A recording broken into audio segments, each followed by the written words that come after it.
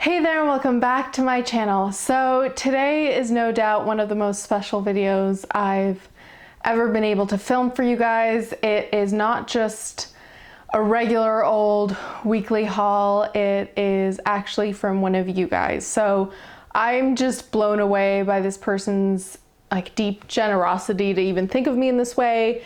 And yeah, I really had to do a whole video on it. Even on top of all of that, and on top of their generosity, it's to do with a fragrance that I'm sure you've seen from the title. I've talked about so much and I still can't believe I have. So we're gonna get into it. We're gonna talk through all the fragrances and everything that she's shared. So just keep on watching. But I have to start with a lovely note because I am a huge fan of mail. I love mail, and this is like a mail and a package, so it was really special. Thank you so much for your letter. I think I pronounce it as Shauna, but maybe let me know if I'm pronouncing it incorrectly. And I know her mainly as like her Instagram handle, de Parfumades. Again, that's how I say it in my head. I'm gonna have her information, like her website and her Instagram and everything, in the description box below. Please follow her. She's just such a gem, and I was just so blown away by this generosity. So you have a very, very sweet note for me here, which I've read, and when I read for the first time, I definitely cried, which which is so sweet. You guys don't have to do any of this, so when you offer things like this, it just really touches me. So I think it's safe to say we'll start with the big one. We'll start with NIVEA, and then I'll show you some of the extra stuff she shared, both snack-wise and fragrance-wise. So thank you again to you. You were just such a bright light in this week, because I cannot believe that I now have my hands on the NIVEA fragrance. So if you've been watching me for a while, if you've been subscribed, if you haven't been, definitely do subscribe. You know that I've talked about, both on my Instagram and on here, how much I really want and I've wanted to try the NIVEA fragrance. There's actually two. There's this one, the original, and then there's, I think it's like NIVEA Sun, but I mean, mainly this one. And I have just always, it's like a very nostalgic scent for me, and I've really, really loved the scent of that lotion for all my life. So I was really upset that I couldn't get it in North America, and she could get it in the Netherlands, so she shared it. So it actually does come in this box here, which then has a tin, which is reminiscent of like the NIVEA cream, and this is what it looks like. And I'll just pop it out. I've already worn it a number of times because I'm not gonna let myself get all hyped up about it and then try to savor every spray and just keep it kind of there. I love the bottle. It is glass. It's just been kind of painted over, and then the cap is plastic. It's just like sleek and clean and simple, which is exactly what the scent is. But I did look up the notes because I was interested to see how it would compare to, and I'm gonna get to kind of the Azaro fragrance that I bought, twin for her, because that was supposed to be somewhat of a dupe before I even knew someone had offered to give this to me. So I'm gonna definitely do a comparison in this video, so keep on watching for that. But NIVEA has lavender, bergamot, orange, freesia, ylang ylang, lily of the valley, rose, powdery notes, and sandalwood. I'll spray it here. Oh my God. Now, it's not surprising to me, A, that I love this, and B, how incredibly on brand this smells. This smells 100% like the fragrance that's in the lotion, which, I mean, this is NIVEA, so I'd expect them to get that right. But it even smells creamy and powdery the way like a cream would smell. It's not just that it has the fragrance, it literally smells like the NIVEA cream, which is just that one step above. I'm so enamored and in love with this fragrance. It's an eau de toilette, and I feel like it does have kind of like medium projection and lasting power. I feel like it's a little bit better than what you think it might smell like, what it might last, because it's a very clean fragrance, and usually those don't stick around, but it's not beast mode by any means. and I wasn't expecting that. It is stunning. And what I didn't realize of this scent is I just always thought of the NIVEA scent of being like clean, maybe a little like powdery rose and like musky.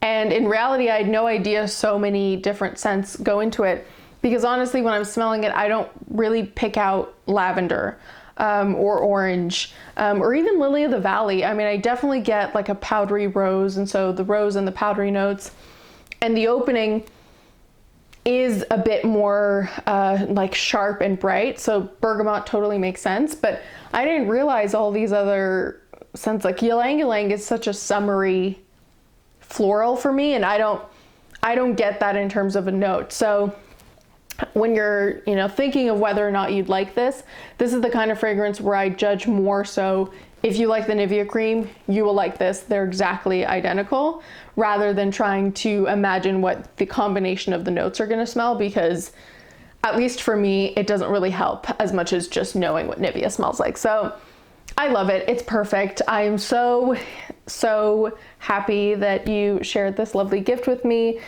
You guys know, like I've been talking about this for a while, and I genuinely thought I'd have to go to Germany one day, or, you know, somewhere in Europe where they sold it for me to be able to pick it up. So the fact that I can get it now ahead of that, you know, pipe dream is so sweet. So I mean, she just reached out on Instagram. If there's ever fragrances that you guys feel like are only available in one country and you want me to try them out, just reach out on Instagram. I love to chat with you guys, and that was a really, really sweet thing that you did. I love that fragrance. If it is sold in your country and you like NIVEA, I could not recommend it enough. All right, so now we're gonna compare it to this Twin for Her by Azaro, because this is a fragrance I hauled relatively recently. It was right before I found out that this kind of gift was on its way to me. So I knew that at this time, I knew that this was somewhat of a dupe. And when I smelled it in that haul video, it did smell close enough to it. But I remember saying like something along the lines of, it's not exactly there, but I don't have NIVEA on me, like even the lotion, so I can't compare. Now I can compare, and having compared them, there is a difference, and there is quite a distinct difference that you pick up on even more when they're right next to each other. I think suffice it to say that when you're comparing them as scents alone, even without the NIVEA connection, this is a better fragrance than this. To my nose, this is, I don't know, it's more smooth, it's better blended in terms of the notes, and it's just creamy in a way that Twin for Her just isn't. This has more of they are similar in that they're both clean scents that rely on, you know, some fruit and florals in there. They're both powdery, but NIVEA is much more of a powdery scent, and Twin is a little bit more fruity, honestly. And it's that fruitiness that, for me, just lends itself to this not being as creamy and uniform. This really does smell like a creamy scent, and I'm all for a creamy scent or a lactonic scent, something that's smooth in that way, whereas this is more, I don't know, jumbled, I suppose. This is a little bit poor in performance compared to this, and just poor in blending compared to NIVEA. Don't get me wrong, it's not a bad fragrance, and I picked up a lot more of its downfalls when I was, you know, directly comparing the two. So if you're in a country where you can get either, I'd 100% recommend the NIVEA over this. But this, in and of itself, is a nice creamy, or not creamy, like nice kind of fruity type clean scent, but it just, when you're comparing them, in my opinion, it just doesn't compare. It's kind of its own thing. After it stays on the skin, like right now, I've still freshly sprayed it. After it stays for a while, they do become more similar because the Twin mellows out and it's not so fruity, but at the same time, this is always mellowing out too and becoming even more smooth, the way like a lotion would after a while of being on your skin. So yeah, that's kind of what I'll say in that comparison, but I'm happy that I have both to kind of compare for you guys now. And you know, that's still a nice fragrance, but when you're comparing, they just don't compare in my opinion. But then she also shared some really nice goodies, and it's, you know, fragrances and goodies that I can share with you guys because they're from another range. She knows me well that I really like. So the first thing, and I have to show these quickly because I am almost done them. So the first thing she shared are these mini stroopwafels, and I've had these before in Amsterdam and here as well, but these I've gone through already so much. So I'm happy I showed them on camera so I can finish them up very quickly, and I'm sure I will. And then she also said that these are her favorites, and they are called Auto Drops, and they're kind of like gummies. Now, I know this is just a candy and not a fragrance, obviously, but the smell on these, they're a very hard gummy, but the smell on these is incredible. Like I feel, I don't know if you feel the same way if you're watching, but I feel like this would be such a nice fragrance, and that is just me wanting everything to be a fragrance, I suppose, but it's a really, really nice one. So thank you for those. And she knew that I loved this fragrance over here, Neroli d'Isfahan by Boucheron. I was mulling over this for over a year, and I'm so glad I picked it up because this is such a beauty. It's one of my favorite. I have to spray it. Oh my God, it's one of my favorite Nerolis of all time. It's just such an interesting take on it because it's slightly spiced, but it's not spicy. It's very unisex and it's soft and yet it's strong. I just love this. I absolutely love it. I love the bottle. I love everything about it. And she also likes this range. So she shared 4 more in the range with me in these lovely decants. So I've smelled them all. We're gonna go through them, and it might be helpful for you guys when you're buying them. This did dangerously make me want all of them, unfortunately, but at least I can kind of pick out and explain to you guys what are my favorites, what's better and what's worse. So the first one's Tuberose de Madras, and this has orange blossom, passion fruit, violet leaf, tuberose, frangipani, ylang ylang, tuberose in the base, vanilla, and sandalwood. And this one, I love. This one is definitely second out of fourth for me, so I'll rate them. This is second out of fourth. It's very close to being number 1. This is a very strong tuberose scent. I feel like if you don't like tuberose and a very strong, like orange blossom, white floral in your face, you are not gonna like this. What I enjoy about this range, and now I know because I've tried more of the range, is that they're very unique in how they approach each scent. So the Neroli d'Isfahan doesn't smell like every other Neroli out there, and neither does the tuberose, and you know, we'll get to the others. And I really like that because even though it's a not incredibly safe venture, they go in a different direction, it's still such a beautiful one, and in its own way it ends up being, I think, pretty, I don't know, universally liked. You have to like tuberose to like this.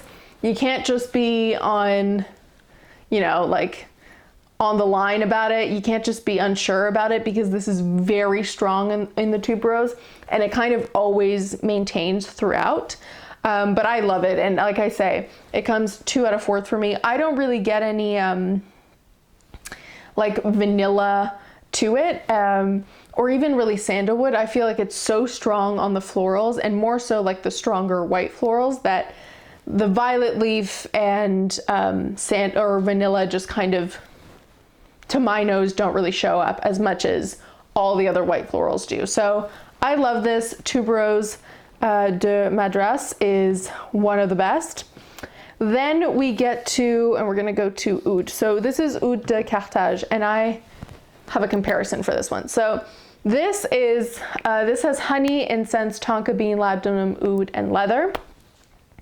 And when I smelled this, before I knew the notes, it was quite sour. And I was like, okay, I feel like there's honey in this, because when honey and oud mix, it stands out a lot. At least it stands out a lot to me. And it's probably one of my least favorite combinations for oud is when it's mixed with honey, because it gets to that sour place.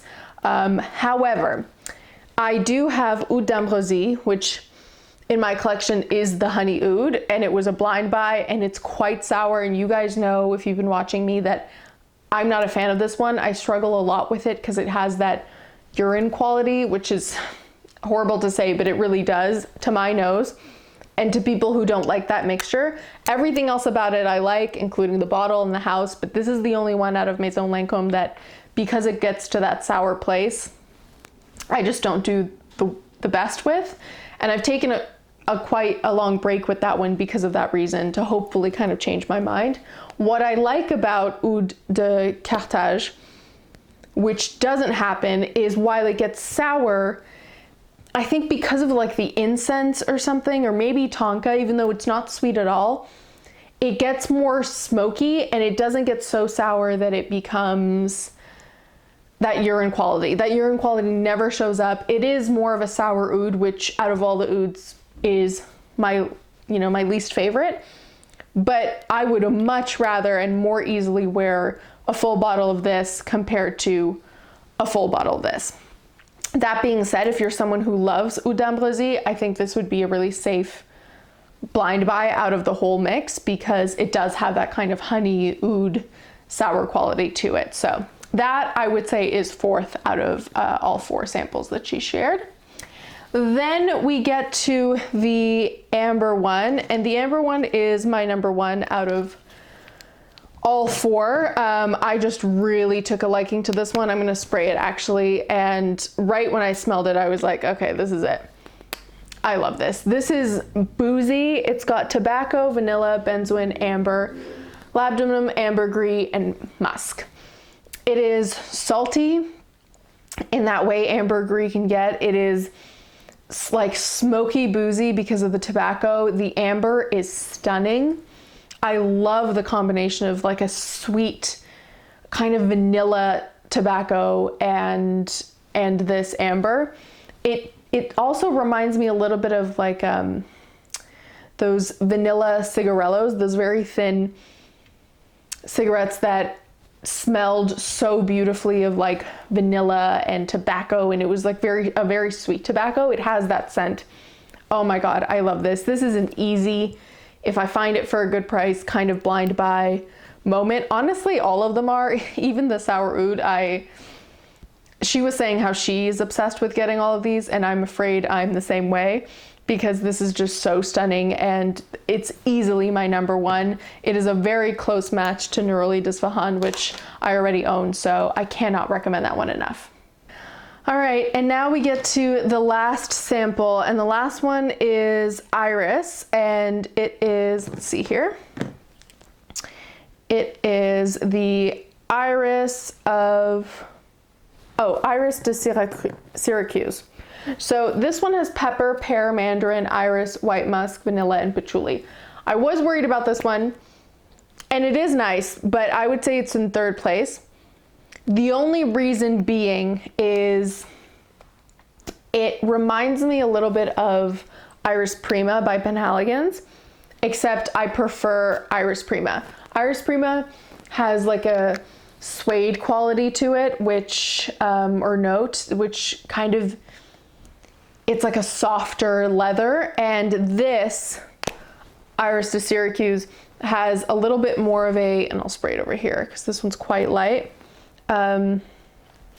Thankfully I don't get any patchouli per se, but it's papery, which I do enjoy in an iris, but I feel like it has a slight, very slight peppery kick to it, and then it's not really grounded in anything. But then it doesn't go super powdery like the Prada Iris either. It's just, it feels like it needs something deeper, like a suede or a leather or tobacco or whatever it's going to be to kind of ground it the way Iris Prima does. And this just almost feels like a top and a medium note without the base, if that makes any sense. I still like it, and honestly, I say all of this, but I feel like this is the kind of range that makes me into a completionist, and I want the whole range. So would I get a bottle if I found it for a good deal? Of course.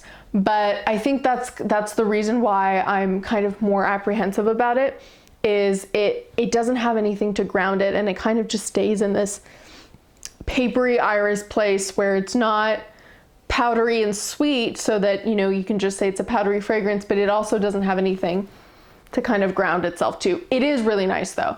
And yeah, it's in third place, like I said. So I hope that was helpful. Thank you again, Shauna. As always, I will leave all of my information and then now her information in the description box below. You guys can follow me on Instagram and send me a message. Like I said, you absolutely don't have to go to this level of generosity. I'm just very moved that someone would do that. And yeah, I mean, if anyone's gonna put in that effort, the least I can do is put in an effort and make a beautiful video kind of showing all of these things. So thank you so much. Let me know in the comments below which one of these fragrances you'd be most looking forward to trying if you were gonna try one, and I'll see you next time. Bye.